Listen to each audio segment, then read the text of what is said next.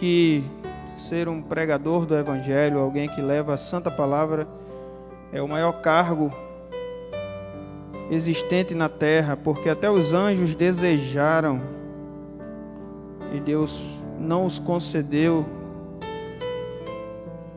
colocando-nos esta responsabilidade. E um dia perguntaram a Billy Graham sobre se ele queria ser candidato a presidente da República. E Billy Graham, em uma reportagem, disse que não se rebaixaria tanto, pois ele exercia o maior cargo da terra, que era pastor, ao qual foi o Senhor que o concedeu esse privilégio a ele. Então, irmãos, abra sua Bíblia comigo no Evangelho de Jesus, segundo escreve o evangelista Mateus, capítulo de número 18. Eu estava querendo trazer outra parábola, mas essa foi a parábola que Deus soprou ao meu coração. Como vocês sabem, estamos estudando sobre as parábolas. E hoje à noite nós vamos aprender sobre mais uma parábola. Parábola essa que está registrada em Lucas e em Mateus. Eu escolhi o texto de Mateus para juntos meditarmos. É um dos assuntos mais importantes, ou um dos que a Bíblia nos orienta. Mateus capítulo 18, verso 21 em diante. Nós vamos aprender um pouco sobre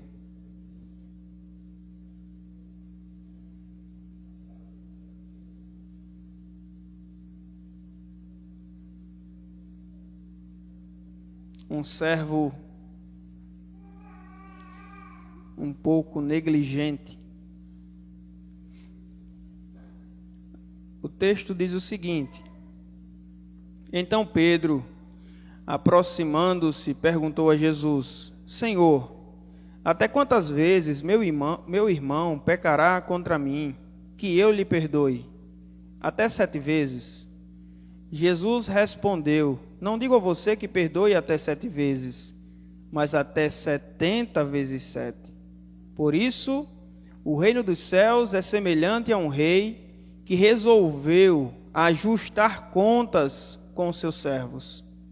E passando a fazê-lo, trouxeram-lhe um que lhe devia 10.000 talentos. Não tendo ele, porém, com o que pagar, o senhor desse servo ordenou que fossem vendidos ele, a mulher, os filhos e tudo o que possuía, e que assim a dívida fosse paga. Então o servo, caindo aos seus pés, implorava: Tenha paciência comigo, e pagarei ao Senhor. E o senhor daquele servo, compadecendo-se, mandou-o embora e perdoou-lhe a dívida. Saindo, porém, aquele servo encontrou um dos seus conservos, que lhe devia 100 denários. Agarrando-o, começou a sufocá-lo, dizendo: Pague-me o que me deve. Então o seu conservo, caindo aos pés, pedia: Tenha paciência comigo, e pagarei tudo a você. Ele, porém, não o quis. Pelo contrário, foi e o lançou na prisão até que saldasse a dívida. Vendo os seus companheiros o que havia acontecido, ficaram muito tristes e foram relatar ao seu senhor tudo o que havia acontecido. Então o senhor, chamando aquele servo, lhe disse: Servo mau, eu lhe perdoei aquela dívida toda, porque você me implorou. Será que você também não devia ter compaixão do seu conservo, assim como eu tive compaixão de você? Indignando-se, o Senhor entregou aquele servo aos carrascos, até que ele pagasse toda a dívida. Assim também o meu Pai, que está no céu, fará com vocês, se no íntimo não perdoarem cada um a seu irmão. É bem certo que só ao lermos já sabemos do que se trata. A Bíblia aqui está falando sobre perdão. E não só sobre o perdão de Deus, mas o perdão que temos que liberar de uns para com os outros. O perdão que devemos liberar para com o nosso próximo, para com aqueles que convivem e vivem ao nosso lado.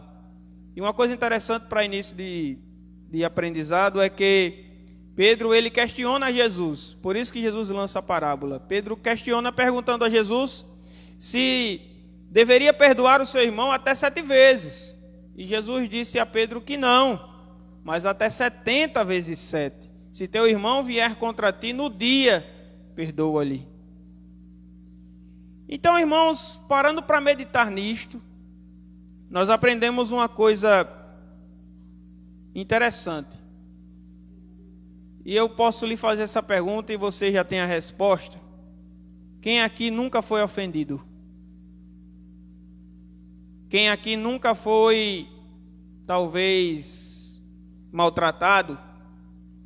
Quem aqui nunca se ofendeu com algo que alguém lhe fez ou com alguma ação de alguém com você? E é bem certo que todos vão dizer: todos já fomos ofendidos, todos já fomos traídos, todos já fomos escanteados ou maltratados com ações ou com palavras. Porque todos que estão em nossa volta são falhos, são pecadores, são pessoas que têm muitas coisas a serem tratadas e precisam a cada dia de Jesus para melhorar. E essa parábola, ela nos traz isso, irmãos, porque não existe casamento perfeito. Não existe igreja perfeita. Se você está querendo um casamento perfeito, você nunca vai ter. Se você está procurando um lugar perfeito, uma igreja perfeita, onde você diga assim: ali é um lugar perfeito para mim, você está tremendamente equivocado. Porque em todos os lugares que você for e que eu for, vamos encontrar com pessoas imperfeitas, cheias de defeitos e pecadoras. Mas, pastor, como fazer dar certo um casamento se o casamento não tem condição de ser perfeito? São duas pessoas imperfeitas buscando a cada dia melhorar e se aperfeiçoar. É como que um casal está em uma canoa e essa canoa é furada. E os dois estão lutando para tirar a água da canoa, para que a canoa não afunde. Porque se só um tirar a água da canoa, o casamento vai por água abaixo. É o tipo da coisa quando só um dos parceiros fazem de tudo para dar certo, enquanto o outro fica de braços cruzados. Os dois vão afundar no mesmo barco.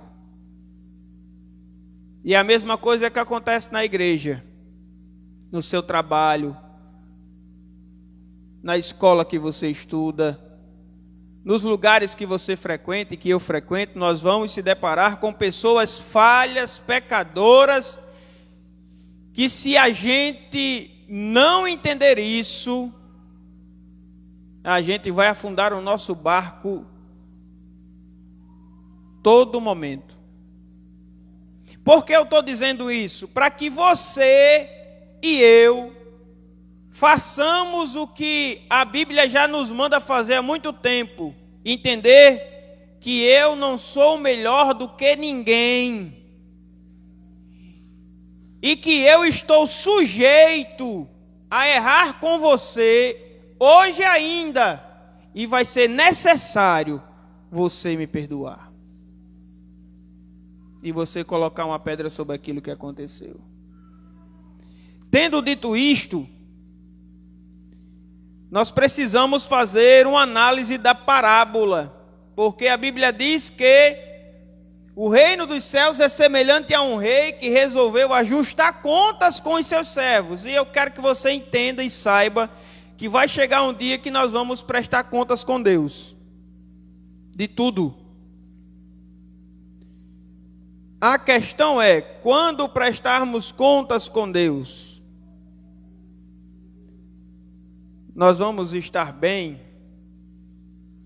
Por que eu digo isso? Porque a Bíblia vai relatar que um servo devia a certo rei, aquele que ajustava contas, 10.000 talentos. E quando a gente lê 10.000 talentos, nós não entendemos o que isso significava. Quando se fala de 10.000 talentos, se fala de uma conta que não tinha como ninguém na terra pagar. 10.000 talentos, trazendo para os dias atuais, dá mais de 30 milhões de reais. Então, se fôssemos utilizar o valor ganho de um trabalhador naquela época de Jesus, onde ele conta a parábola, que era 1 denário por dia, aquele homem passaria cerca de 300 mil anos para pagar a dívida que devia aquele senhor. E todo mundo sabe que o seu senhor aqui é Deus, e que os servos somos nós. E essa dívida que muitos têm e outros tinham, era uma dívida que, por mais esforço que eu fizesse, ou pelo maior esforço que eu tivesse, eu nunca conseguiria pagar. Nós vemos o homem tentando pagar essa dívida no decorrer de toda a Bíblia, e em todas as vezes ele não conseguiu. Porque é uma dívida impagável. O único que pagou essa dívida, que quitou essa dívida por nós, foi o próprio Deus, quando ele enviou o seu Filho Jesus à cruz do Calvário, sendo um sacrifício único, perfeito, e para perdoar toda a dívida de toda a humanidade, se entregou na cruz do Calvário por nós. Ali, a conta que devíamos a Deus, Jesus pagou por nós. Era basicamente o seguinte, era como que um contrato de propriedade ou uma quitação de uma dívida monetária, aonde nós compramos um bem e na mesma hora o adquirimos. E com aquilo vem o contrato, dizendo que é propriedade minha. Então Deus, ele não só nos perdoou a nossa dívida, ele nos comprou, adquirindo-nos para a glória do seu nome. Por isso que nós somos chamados de ovelhas, e somos agora pastoreadas pelo bom pastor e fazemos parte do seu aprisco. Antes nós estávamos desgarrados, alheios, longe daquilo que Deus tinha para nós. Agora ele nos trouxe para perto. E o interessante disso é que às vezes nós se esquecemos de que Deus perdoou uma dívida tão grande por nós, tão enorme, que não tínhamos e nem temos condição de pagar aquela dívida. Se Deus não tivesse enviado o seu Filho para pagar a dívida em nosso lugar, nós estaríamos perdidos. Só não estamos perdidos porque Deus enviou o seu Filho para pagar a dívida por nós.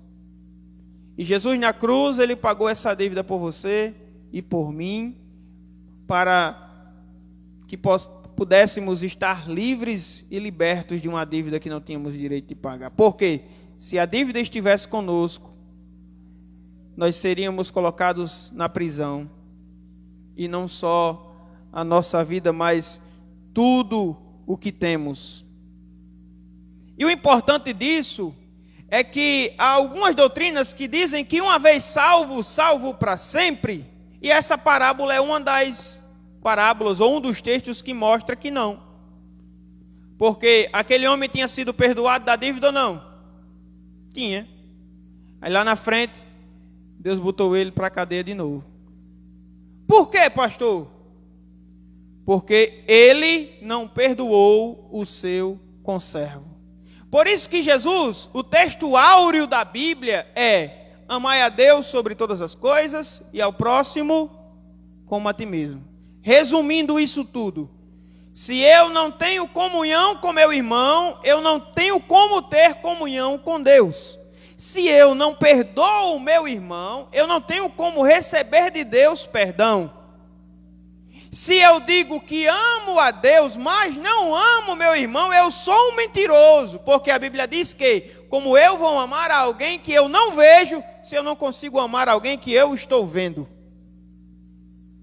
Resumindo tudo, para termos uma comunhão com o nosso Deus e realmente um elo com Ele, precisamos estar bem com o nosso próximo.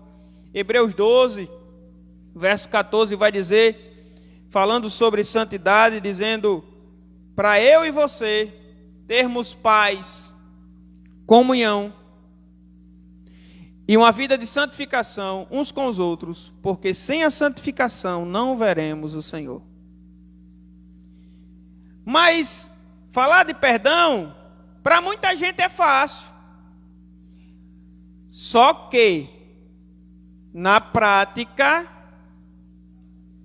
é mais difícil. Eu vim falar de perdão para vocês, é algo muito importante, maravilhoso. Mas se eu não colocar em prática no meu dia a dia, não vai ter valido a pena. Então nós vemos pessoas nas igrejas, em muitos lugares, falando que servem a Deus, que amam a Deus, que Deus está no coração delas, mas elas não perdoam o seu próximo e estão se enganando. Para você ter comunhão com Deus, você precisa ter comunhão com o seu semelhante. E tem um detalhe que nós vamos aprender nessa noite aqui, muito importante, e que outros textos nos deixam bem claro. Abra aí sua Bíblia em Mateus capítulo 5, versículo de número 15.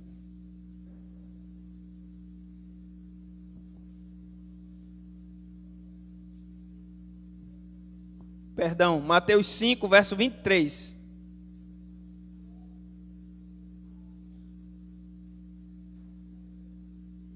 Vamos ler do verso 21, que assim eu trato tudo de uma vez. Mateus 5, verso 21 em diante. Vocês ouviram o que foi dito aos antigos na lei: não matem, e ainda, quem matar está sujeito a julgamento. Eu, porém, lhes digo que todo aquele que se irar contra seu irmão estará sujeito a julgamento. E quem insultar o seu irmão estará sujeito a julgamento do tribunal. E quem chamar de tolo está sujeito ao inferno. Portanto, se você estiver trazendo a sua oferta ao altar e lá se lembrar que o seu irmão tem alguma coisa contra você, deixe diante do altar a sua oferta e vá primeiro reconciliar-se com seu irmão. Então, volte e faça a sua oferta. Entre em acordo sem demora com o seu adversário, enquanto você está com ele a caminho, para que o adversário não entregue você ao juiz, o juiz entregue você ao oficial de justiça e você seja jogado na prisão. Em verdade lhes digo que você não sairá dali enquanto não pagar o último centavo. Até aí. E agora, pastor, o que esses textos querem dizer? Simples. Na antiga aliança, nos 10 mandamentos, a Bíblia diz que se eu matasse meu irmão, eu estava pecando, sujeito à morte eterna. Aí Jesus veio para a nova aliança, o Novo Testamento, e deixou mais difícil ainda. Ele disse assim: se vocês se irarem contra seu irmão, vocês vão ter um tipo de julgamento. Se vocês chamarem ele de tolo, vocês estão sujeitos ao inferno. Se vocês insultarem seu irmão, vocês podem sofrer uma pena e consequência difícil para vocês. Resumindo, irmãos, às vezes nós nutrimos na nossa mente e na nossa vida uma ideia errada de perdão.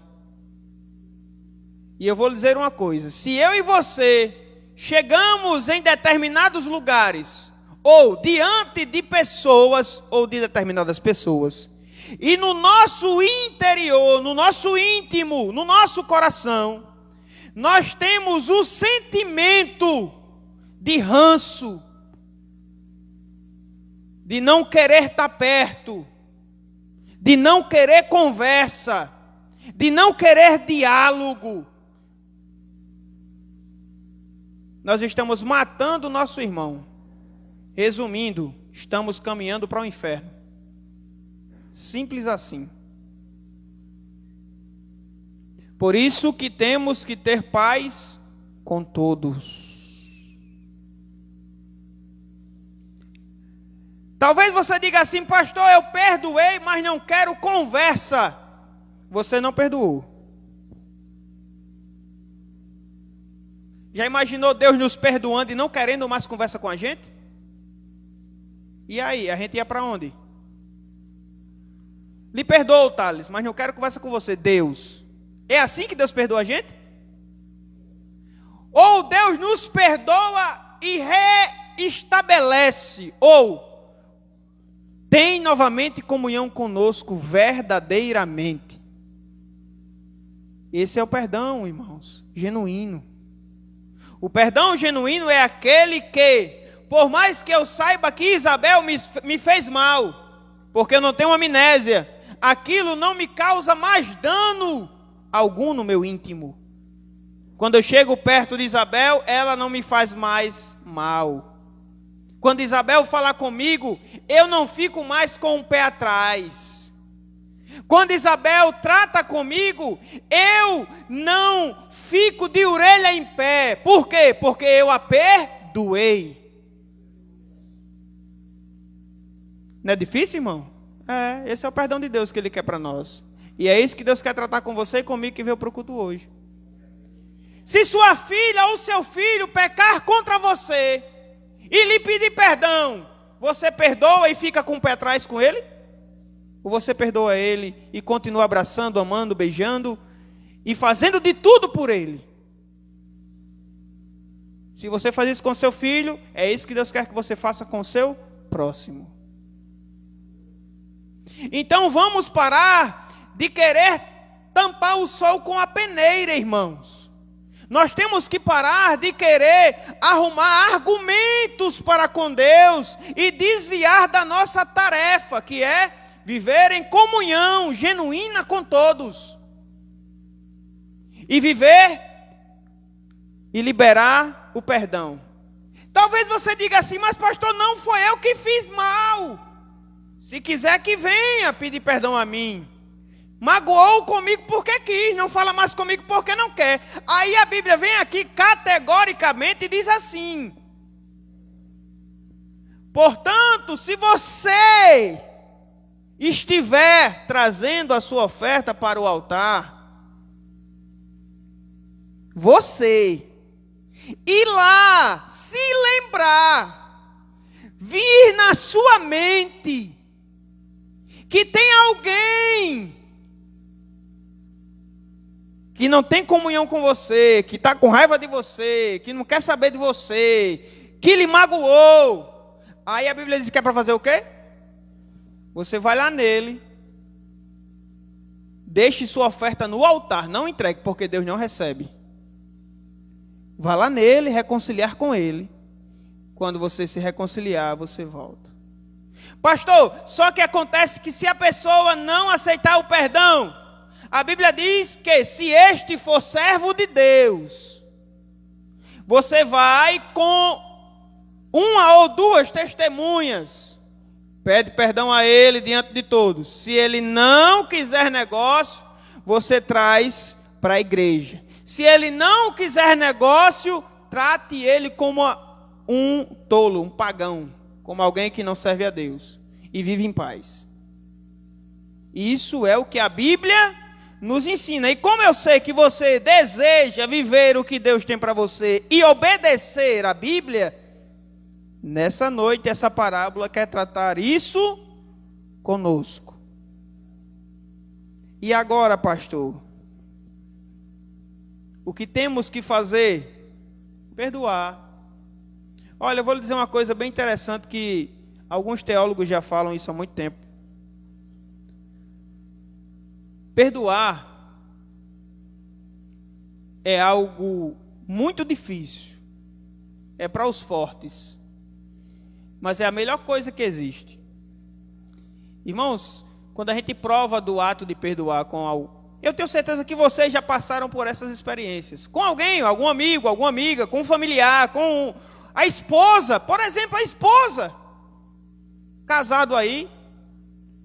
É ofendido, ou o marido ofende a esposa, aí cria-se uma situação terrível. Por quê? Porque para de se falar, os pensamentos, a cada momento você fica com aquela pessoa na sua mente, vira e mexe você lembra, vira e mexe você traz para o coração aquilo que aconteceu com você, e você começa a se martirizar, e você começa a aumentar a situação, e vai piorando com o passar do tempo.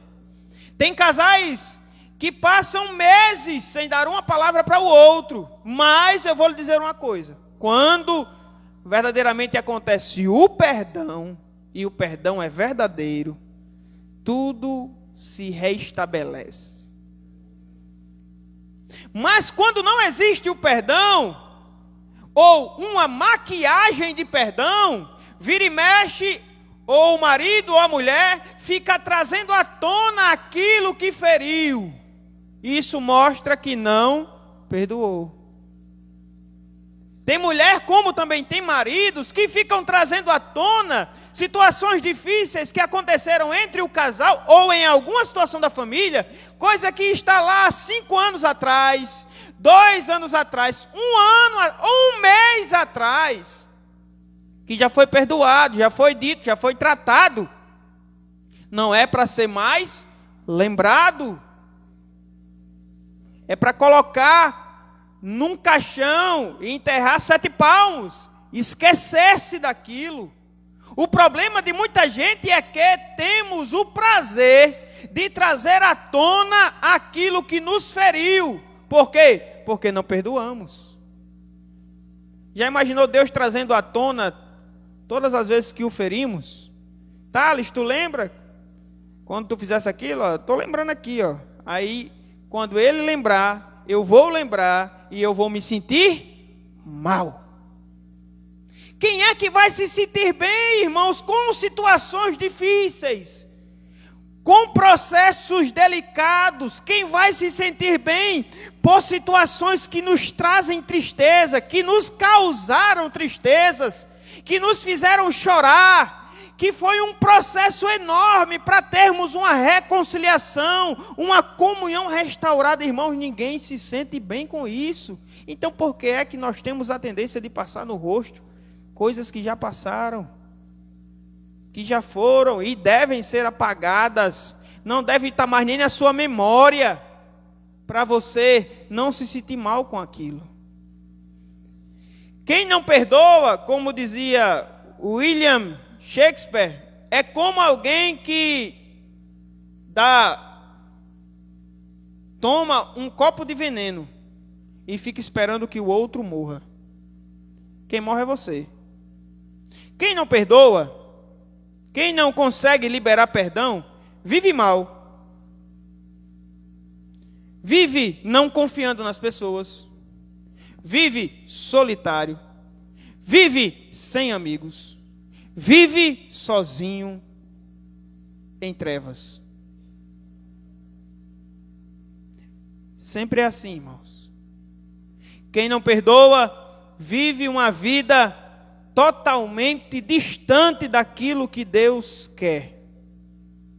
Quem não perdoa, vive sem ânimo, vive sem esperança, vive sem desejo de melhoria. É como um câncer que vai tomando conta da nossa vida. Olhe, pessoas amarguradas tendem a morrer mais rápido. É comprovado isso na medicina. Quando nós temos mágoas no nosso coração e somos acometidos por alguns tipos de doenças, ou quase todas as doenças, nós temos a tendência de piorar o nosso quadro de saúde muito mais. Diferente de pessoas felizes e alegres, tendem a melhorar mais rápido. E eu lhe pergunto, tem valido a pena você guardar esse sentimento ruim no seu coração? Tem valido a pena você continuar sem ter comunhão? Porque nós temos na nossa mente aquele negócio: mas eu estou certo. Eu sou o melhor. Eu sou mais perfeito. Eu sou uma pessoa diferenciada. Lé do engano. Você é um pecador miserável. Eu também sou. E se não fosse Jesus, a gente estaríamos perdidos. Quando eu olho para mim, irmãos, eu vejo um homem pecador horrível, que não é melhor do que ninguém. Então, todas as vezes que eu não quero perdoar o meu semelhante, é como se eu estivesse me vendo melhor do que ele. E eu não sou, pelo contrário, eu sou pior. Muito pior. Um dia o pastor Neto me falou uma coisa que eu fiquei até achando graça. Ele disse que um irmão chegou na igreja, lá na igreja que ele pastoreia aqui em Itaipu, e disse assim: pastor, eu vim para cá e vou ficar congregando aqui com o senhor. Aí o pastor perguntou: mas por que, irmão? Por que você está vindo para cá congregar comigo? O que aconteceu com vocês? Pastor, é porque o meu pastor é assim, assim, assim, assim. E eu estou vendo que é melhor aqui, o senhor é um cara mais gente fina, um cara mais tranquilo, e vai dar mais certo eu ficar com o senhor. O pastor Neto olhou para o rapaz e disse assim: rapaz, você está enganado. Eu sou pior do que esse pastor aí ainda, viu? Aí eu acabo: como é, pastor? Eu sou pior. Eu sou pior do que esse pastor que você tinha. Não vai dar certo, não. Você está procurando algo diferente e errado. Então, quando nós olhamos na perspectiva de sempre ver algo melhor, superior, nessa visão de homens, nós se enganamos. Todos os homens e mulheres na terra são pecadores. Não existe grande homem de Deus, nem grande mulher de Deus. Todos são pequenos. Grande só Deus. Então, mudar de igreja, mudar de família, mudar de filhos, mudar de emprego, porque você está achando que fulano é mais fraco, fulano não sei o que, fulano não sei o que, está enganado. Já imaginou se... Eu vou colocar um exemplo bem simples aqui para você entender. Todas as vezes que seu filho errasse com você, você expulsasse ele de casa, e cada filho que você expulsasse, você tivesse que fazer outro com sua esposa, você estava com quantos filhos hoje? 1 bilhão de filhos?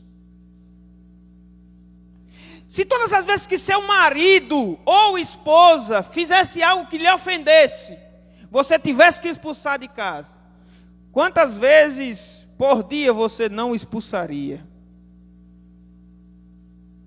Irmãos, já imaginou todas as vezes que os irmãos me ferissem aqui na igreja, eu tivesse que expulsar dessa igreja, quantas pessoas iriam sobrar aqui, irmãos? Nenhuma. Só eu mesmo, porque talvez eu me achasse que eu era o certo, quando somos errados. Então que você possa entender e aprender que a dívida que Deus nos perdoou é muito grande. E por que é que eu não consigo perdoar uma dívida tão pequena do meu próximo? Olhe que o servo devia 10.000 talentos, o conservo só devia 100 denários, tem tradução que vai dizer. Comparando uma dívida com a outra, irmão, não é nada. É como se eu devesse a Deus 10 bilhões de reais e Josenilson me devesse 10 reais. Aí Josenilson: pastor, me perdoe. Aí eu: não, você vai pagar os 10 reais. Eu vou botar você na cadeia, vou dar um processo, vou tirar tudo e você vai me pagar os 10 reais. Aí o rei soube. Aí chegou diante de mim e disse: rapaz, eu lhe perdoei 10 bilhões. Você não consegue perdoar 10 reais. Agora você vai para a prisão. Você vai sofrer as consequências. Diante dessa parábola, nós ficamos constrangidos de saber o quanto e quantas pessoas estão indo ao encontro de Jesus e vão ouvir dele: servo mau e negligente, afaste-se de mim, eu não lhe conheço. Nós precisamos colocar com urgência em prática esta palavra, esta parábola, para que possamos caminhar bem com o nosso Deus, bem com o nosso próximo, bem consigo mesmo. Conseguir colocar a cabeça no travesseiro e dormir em paz, de saber: eu estou bem com todas as pessoas em minha volta, estou bem com o Deus a quem eu sirvo, estou bem comigo mesmo. Mas para isso é necessário o quê? Atitude.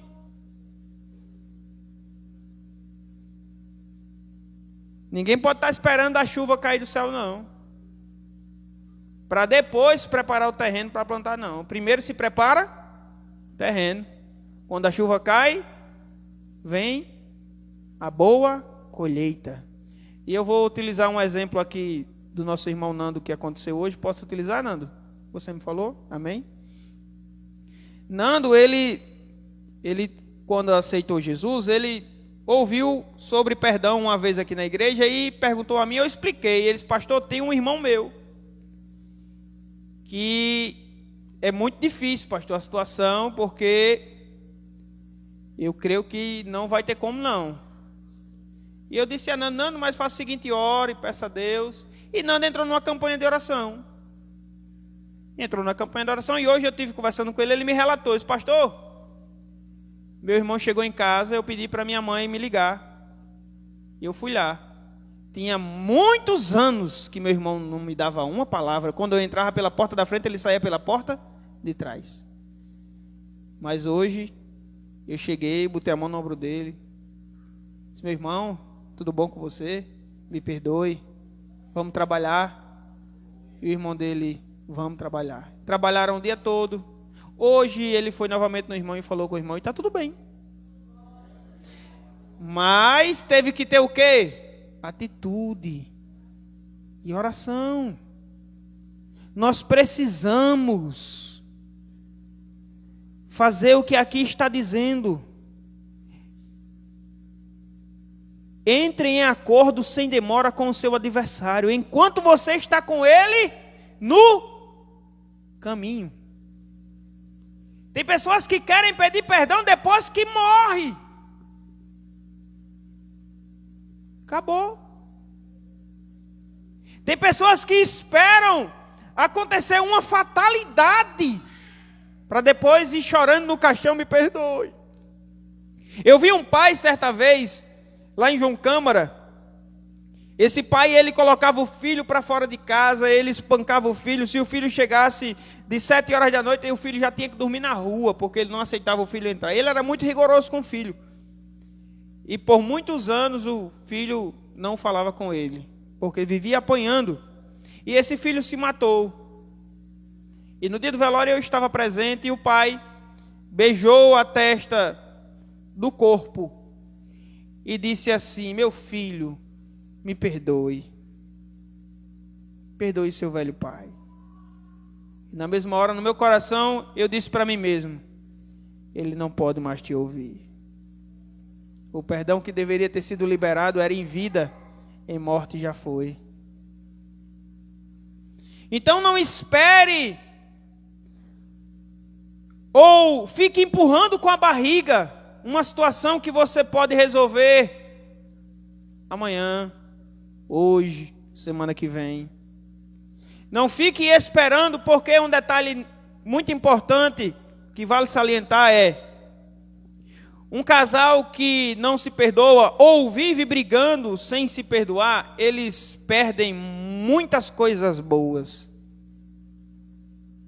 Muitas coisas boas. Quantos casais poderiam estar se beijando, se amando, vivendo coisas extraordinárias, mas estão sem se perdoar em muitas situações e estão a cada dia destruindo o seu próprio casamento. E chega um ponto que destrói, porque o perdão, ele nos destrói. ele nos destrói tanto que nós sabemos o quanto mal ele pode ser com cada um de nós. Perdoar é fácil? Não, volto a dizer. Mas é preciso. Eu já tive que perdoar em situações tão difíceis. Mas eu tinha que perdoar. Porque se eu não perdoasse, eu não tinha o perdão de Deus. E sem o perdão de Deus, acabou a nossa vida. Acabou a nossa história com Jesus. Acabou a nossa comunhão. Então há muitas pessoas que estão e vão passar anos e anos nas igrejas, vão para cultos, para adoração, serão dizimistas, ofertantes, abençoarão muitas vidas, cuidarão de muitas vidas, mas irão para o inferno, mesmo sendo pessoas boas, porque não abriram mão do perdão. Então decida perdoar, decida esvaziar o veneno que está no seu coração, que pode estar no meu coração, porque assim a gente vive bem, em paz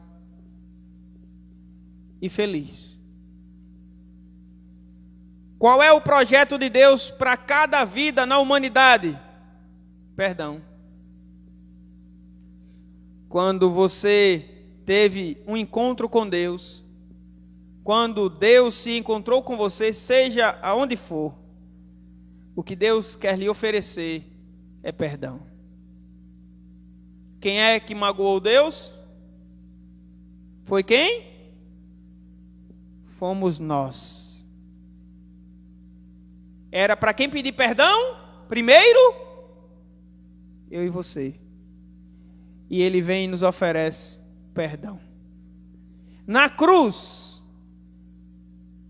apregado, despido, martirizado pelos chicotes romanos, dilacerado, humilhado,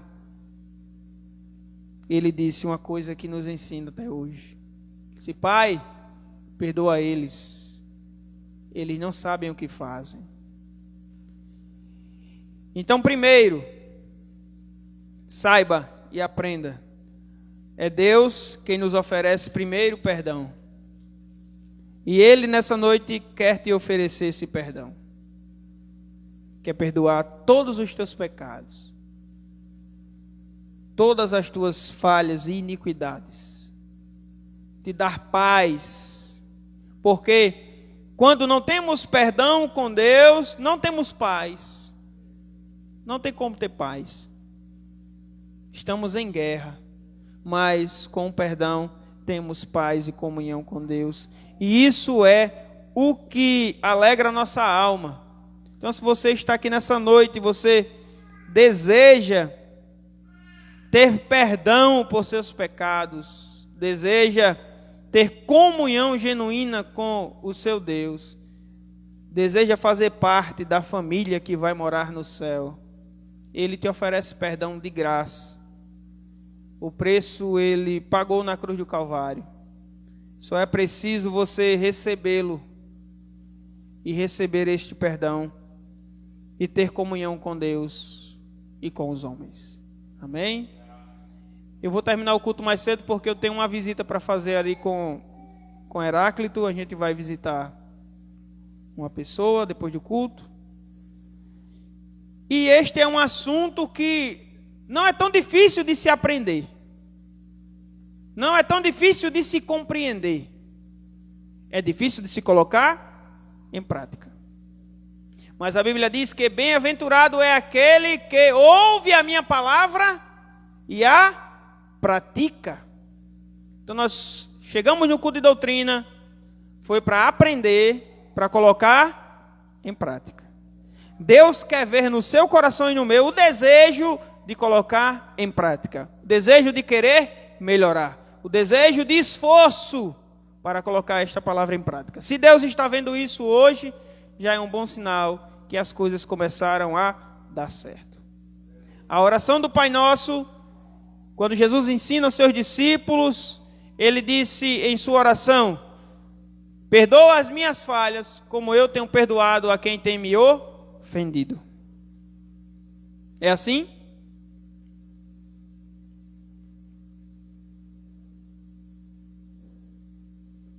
É assim ou não? Amém, ainda bem que vocês estão sabendo. Vamos ficar de pé, vamos orar.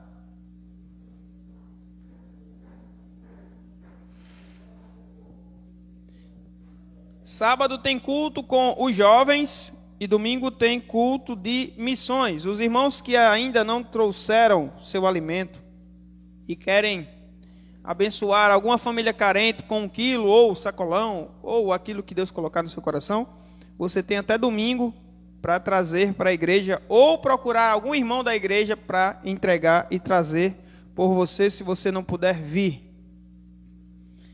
Guarda essa palavra no seu coração. As parábolas de Jesus, cada uma delas nos ensina coisas extraordinárias.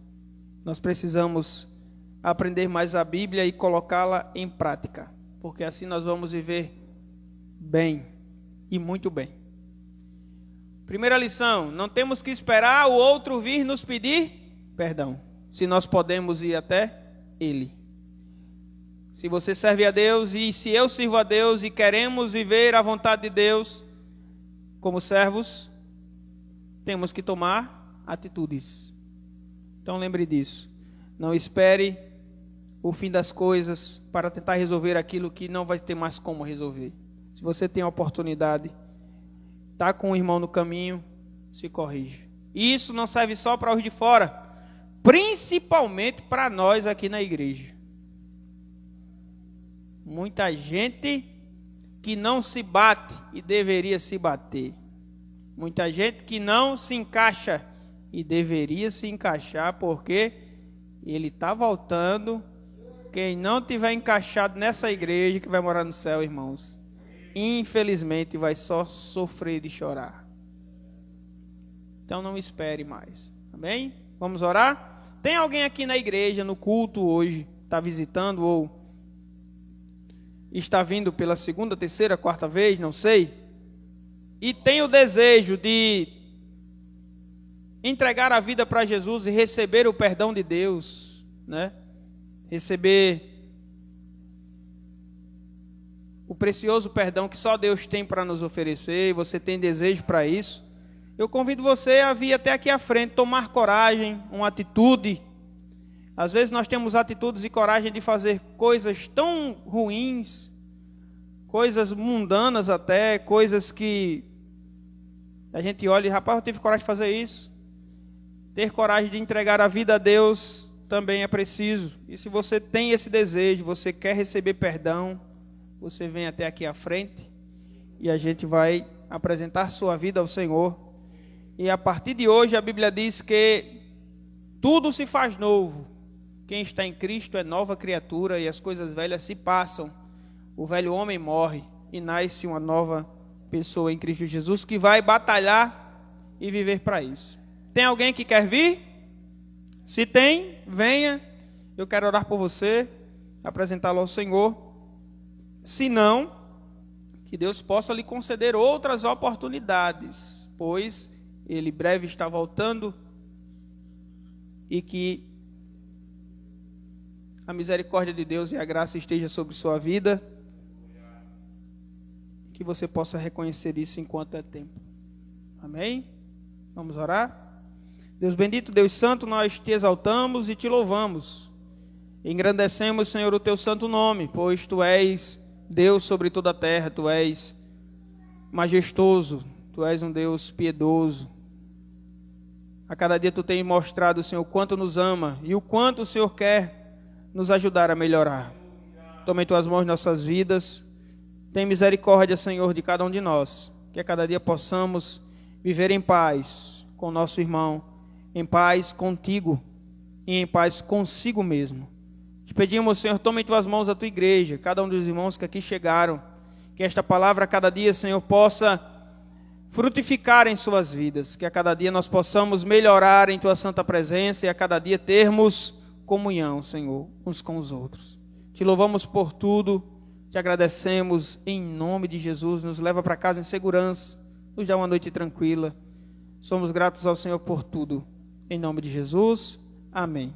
Estendo vossas mãos, que o amor do nosso Deus, que a graça do Senhor e Salvador Jesus Cristo, que a comunhão e consolação do Santo Espírito seja com todos, hoje, todos e para todos sempre, todos possam dizer amém. Que Deus os abençoe em Cristo Jesus.